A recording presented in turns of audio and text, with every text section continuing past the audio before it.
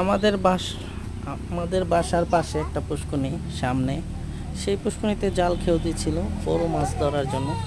এবং আমি ভাবলাম দৌড়ায় যাই, দেখি একটু ভিডিও বানাই। তারপর দেখতেছি হঠাৎ করে তারা মাছ বাছাই করতেছে, ডিমাওয়ালা মাছ। যেই মাছের পেটে ডিমা আছে সেই মাছ বাছাই করতেছে। মাছ থেকে ডিমা সংগ্রহ করবে, তার থেকে বাচ্চা হবে, তার জন্য এই ডিমা সংগ্রহ করা নিয়ে তারা কাজ করতেছে। তো দেখলাম 30 থেকে 40 পিস মাছ তারা বাছাই করলো, করে নিয়ে নিল।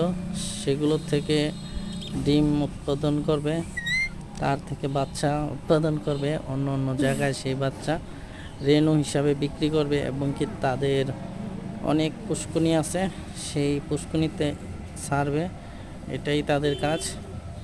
তো আলহামদুলিল্লাহ মাছগুলো অনেক বড় সড়ই ছিল, যেহেতু ডিমাওয়ালা মাছ, ছোটো মোটো মাছ নয়। মোটামুটিভাবে একটা মাছ 4-5 কিলো ওজন, 6 কিলো 7 কিলো এরকম ওজন হবে, এত বড়ই ছিল। তো দেখেও ভালোই লাগলো। তো আমি ভাবলাম, একটু আগে গেলাম যে যদি মলায় মাছ থাকে বা ইসা মাছ পাওয়া যায় তাহলে কিছু কিনে নেব তাদের থেকে বলে কিছু মাছ। তো সেটা আর হলো না। তো লাস্টত অনেক মাছ ছেড়ে দিছে, যখন তাদের ইচ্ছে মতো যতগুলো ডিমাওয়ালা মাছ নেওয়ার নিয়ে বাকি মাছগুলো পুষ্করিণীতে ছেড়ে দিল। এটাই তাদের কাজ। তারা এই পুষ্করিণী থেকে ওই পুষ্করিণীতে, ওই পুষ্করিণী থেকে আরেক পুষ্করিণীতে মাছ নিয়ে যায়, আর মাছ চেক করে কোন মাছে ডিম হয়েছে। ডিমওয়ালা মাছটিকে উঠিয়ে নিয়ে তারা হ্যাচারিতে যায়, যাওয়ার পর এটি ডিম সংগ্রহ করে, তারপর এগুলো থেকে পোনা সংগ্রহ করে। এটাই তাদের মূলত কাম।